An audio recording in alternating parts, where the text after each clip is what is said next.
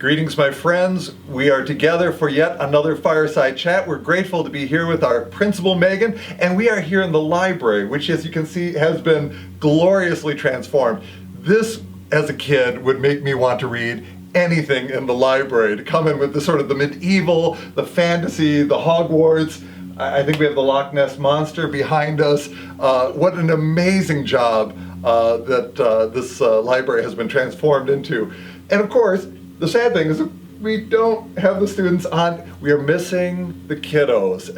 Having school quiet as a mouse is a strange and unnatural thing at this time of year. We still have a whole month left, so you've been ingenious about transforming our learning to a virtual online culture. But maybe just to say a little bit, especially for those of our parishioners and community that maybe you've had students in the schools before, but maybe not at the moment. What does that look like nowadays, and how has it changed? And so on May 13th, all schools found out that we were going to be educating our students from home. So coming that next Monday, March 16th, we were online, up and running, teaching our kids from home.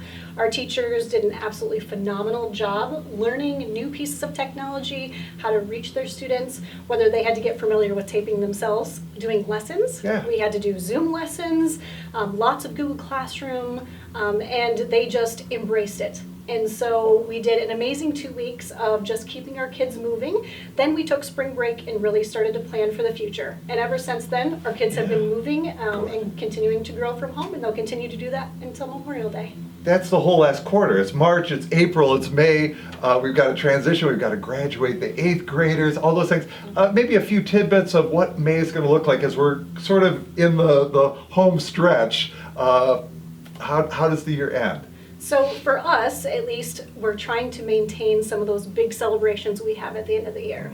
So Yes. Tomorrow, we get to participate in May Crowning. May crowning! So tune in tomorrow at Yes. 9 a.m. live on Facebook, so we can see that.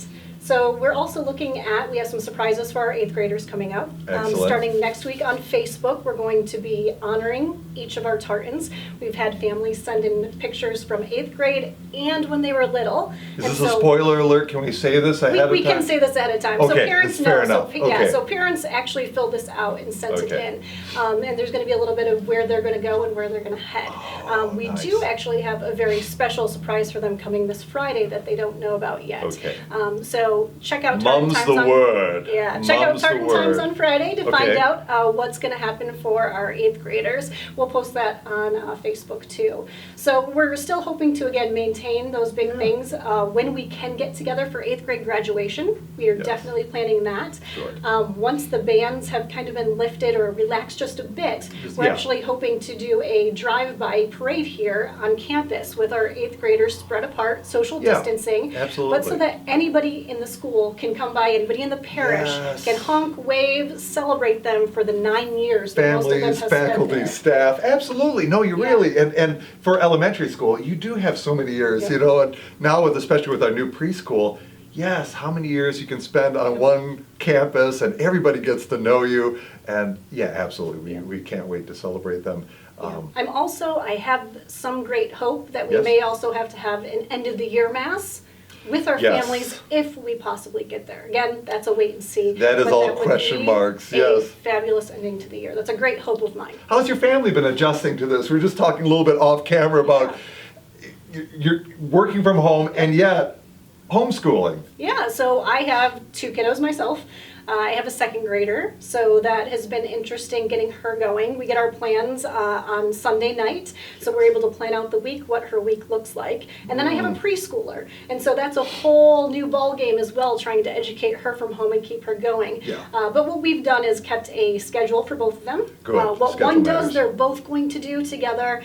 They know that we have the first hours language arts, then we Yeah. go into religion, we have dance and recess time after that. Smart. Got to come back to math. We have lunch, and then in the afternoon they do creative social studies science. So it's been interesting maintaining that. My husband's also working from home from Michigan State. He's got to be home as well. So he's taken over our dining room. I get the rest of the house with the kids. Yep.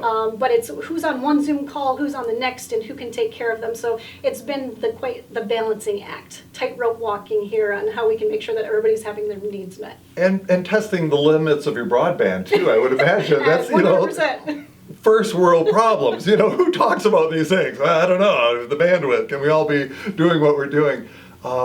This is the fun part about the Fireside Chats, is we get to deep dive and hear a little bit of the backstory, which has been fascinating. Oftentimes people see us in our public persona. Somebody's at Mass or somebody's, teaching at school. Fair enough, but we don't always get to ask, well, where did you grow up? What did that look like for you? And we have a little bit of Jackson connection in common, but maybe just to say a little bit about, what sort of got you to here, your desire to teach, your desire, the vocation of marriage. What would you like to share? So ever since I was little, I watched my own parents. Both were from two very large Irish Catholic families. They grew up in the Grand Rapids area, and my dad transferred to Jackson for Consumers Energy. There we go. One of the big employers down there. Big employer, yeah. And so I had a beautiful witness in front of me to watch as I grew up, as well as my aunts and uncles. And again, that large family was just amazing. So I knew from a young period of time that my vocation was going to be marriage. That's where I was headed to. But it was how I was going to discern finding that person. So as luck would have it, I had an intervention my sophomore year of high school where my husband had to sit in front of me in history class. And he actually had just moved back to Jackson from Okemos. Yeah, so his father was the director of the interfaith shelter, and for some time had lived up in Okemos because the schools were great. So they transferred up here. But when his mother passed away, they moved back to Jackson. And luck would have it that he had landed in Northwest and had to sit in front of me for alphabetical. I probably wasn't the nicest person to him. Might have been. Nobody wants to repeat their high school years. I mean, and I just say that to my own. This is our 30th anniversary for my graduating class. My 20th. Oh my God! Okay, so we got a good decade apart. But honestly, for all of our former classmates, we got better. That's all I can say. Yes, we did. I apologize for some of the things I probably did in my teens. So Northwest, oh my goodness. Now, were you high school sweethearts, or did that kind of connection blossom later? Did you run across each other? I think for him it was probably an immediate connection. For me, it was just good friends. Okay, so we were good friends for some time. And then we drifted apart. We ended up going to the same colleges, but didn't spend a lot of time together. And then we both graduated from college. He moved to California. I moved to Chicago. Oh my. And we just both ended up coming home for one Christmas, and we're like, hey, do you want to get together and eat? Sure, why not? Well, in Jackson, there's not too many places. So especially at that time. Yeah. So we ended up at Outback, one of the nice places in Jackson. The Bloomin' Onion. And we spent probably 4 hours eating at Outback. And then from there was a Christmas time. Our connection happened, and we continued a long-distance relationship until we both moved home and got engaged on St. Patrick's Day, which is a huge festival feast within our families at good old Bollinger's in Jackson. Yes, where we can Irish go and Catholic celebrate. connections. Yeah, where we can celebrate there. And then a year and a half later, got married at St. John's the Evangelist in Jackson, where I grew up.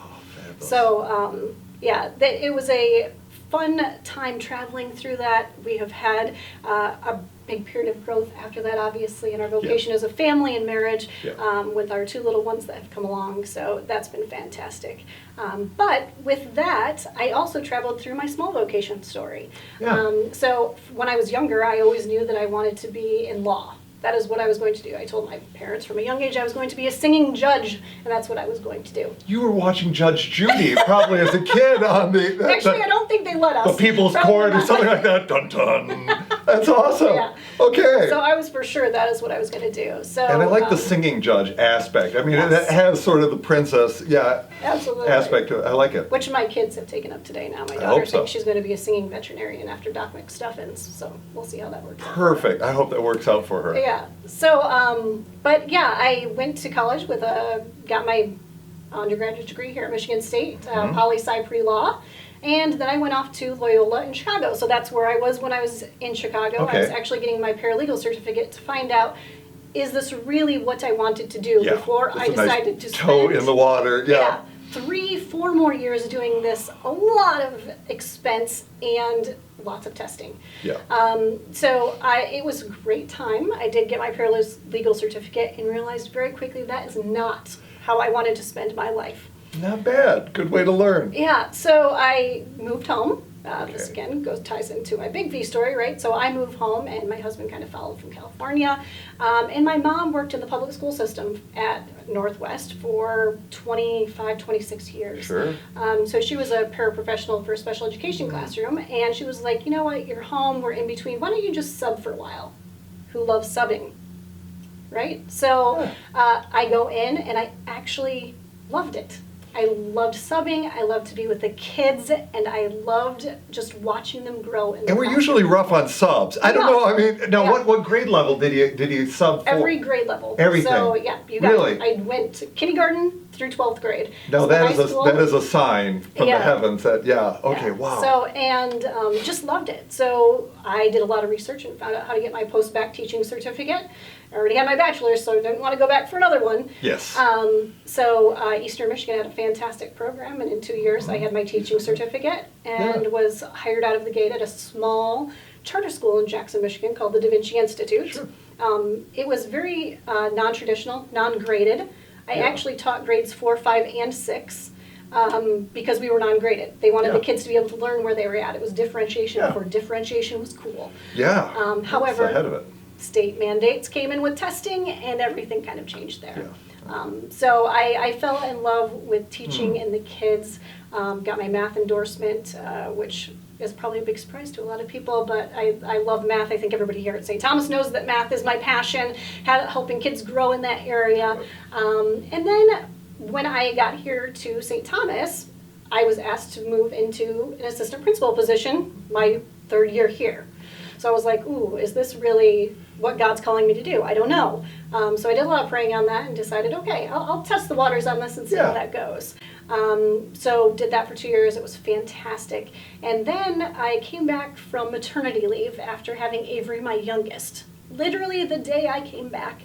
And my principal at the time, Frank Sander, calls me in and lets me know that he took the superintendent's job up in the Diocese of Gaylord. I said, wow, congratulations, that's amazing. Not thinking. And the conversation then goes, how would you like this job? And I said, are you kidding me? Have you ever played tag? Tag, you're it. Yes, this is what it looks like. I just had a child. And she is 3 months at this point in time. Not a good time. Yeah, but I said, again, let me pray on this. I don't know how this is all going to work out. I got to talk to my husband, talk to my family. We'll see how this goes. So I did do some praying on it, and I got to the point of, well, I'll go through the interview process. That's not going to hurt me any, right? I mean, never, always take an interview. Always take an interview. Always great advice. Not going to hurt me. Yeah. Gives me great experience there. Go through the interview process, and then I'm offered the job. And now that's more discernment there on, okay, what is this really going to look like with my family? Well, by the way, I was also starting my own master's program, so that was the first year of my master's. So my first year as principal here, I finished my master's program. I had a 1-year-old, had a 4-year-old, and realized that this was actually my calling and probably where I needed to be.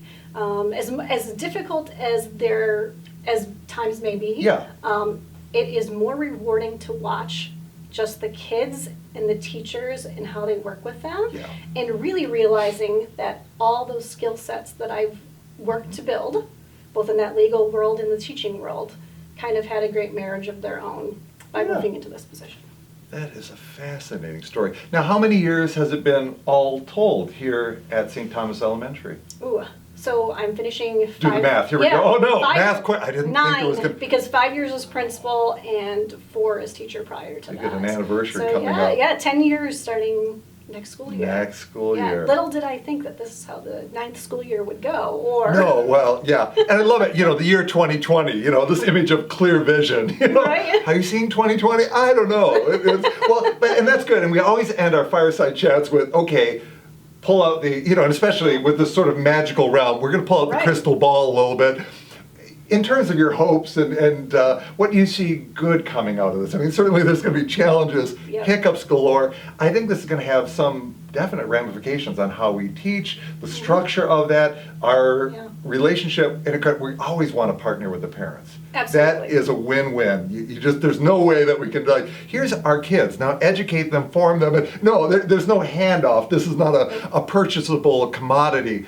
It's a partnership. But what do you see as hopes for the future and how this is going to maybe transform things in new ways that might have some real beauty to it? So I want to start by saying, as you said, the partnership with the parents.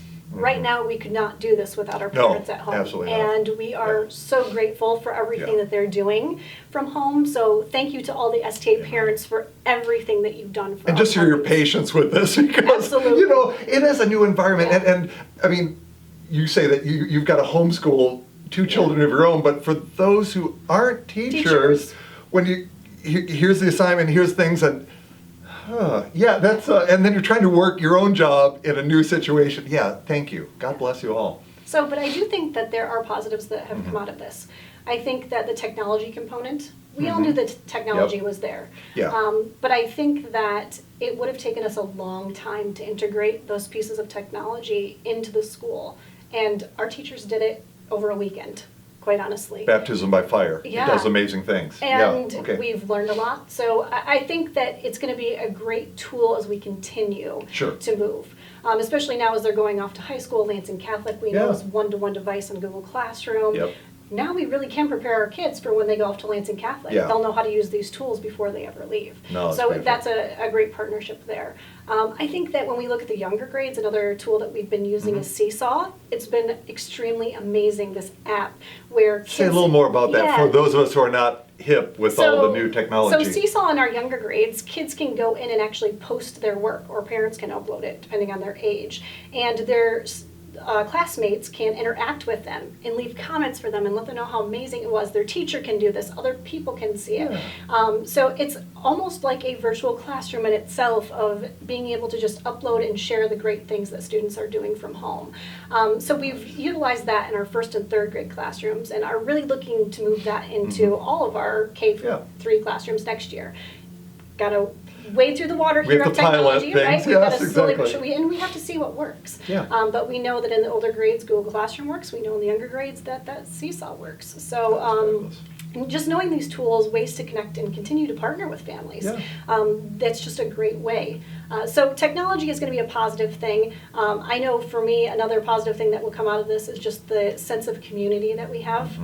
The growth of the community and all of us just being together. If you've seen the Facebook page, the shared amount of, experience. What a beautiful thing. the amount of people that interact, Yeah.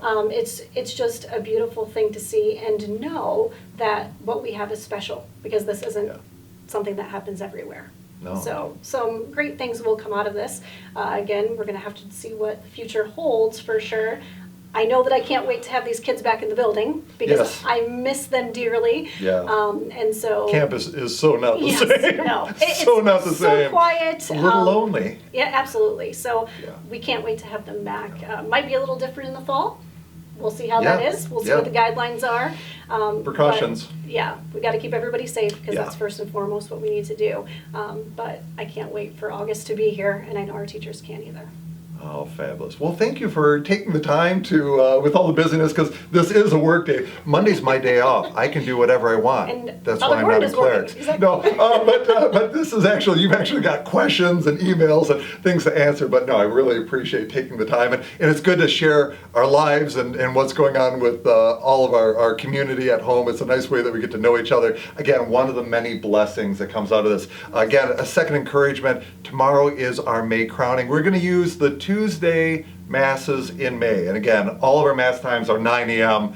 at the moment, right? Until we can resume a normal schedule, which might be a little down the road. We're continuing a 9 a.m. live stream mass each and every day of the week. But our Tuesdays through May, we're going to try to have a very student focus. We're going to bring back music. Again, our May crowning will be simplistic, but Absolutely. what we hope is that whatever you're able to do at home, do you want to do an art project and crown the Blessed Mother? If there's a Blessed Mother statue, crown the Blessed Mother, put out some flowers, even if they're paper mache. Sometimes we don't have a lot of flowers in the garden yet, maybe a few tulips you could afford to lose. But take a picture of that, share that on social media, and certainly our Marian Grotto, which is right out here in front of the school, sort of by the bell tower. We're inviting folks tomorrow, May 5th, drop a few flowers by, or at least come out and take a picture with the Blessed Mother. What a wonderful way that, again, sometimes just, if it's a beautiful day, let's just come out, we'll honor the Blessed Mother in the month of May. So I encourage you to do that. And of course,